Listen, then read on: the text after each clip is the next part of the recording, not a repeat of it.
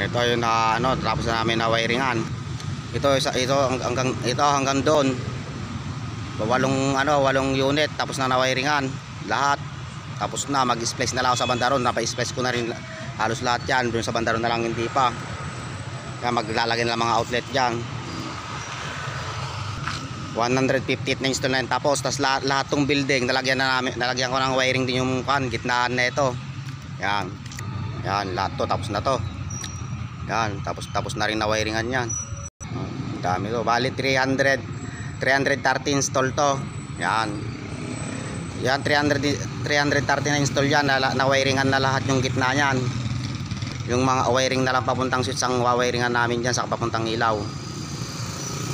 Tapos na lahat na wiringan ang gitna niya. Pero itong 158 install tapos nang na wiringan to. Mag-i-splice na lang ako dun sa bandaron. Pero itong 6 tapos ko nang na-splice lahat to. Itong 6 na tig 22 room. Yan, dito magiging tiyanggian ng Kamiling. Maging bagong palengke nila. Yan. Yan, nailagay na yung mga outlet na ito hanggang dito. Yan.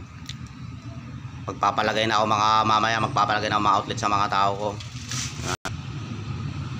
Yan.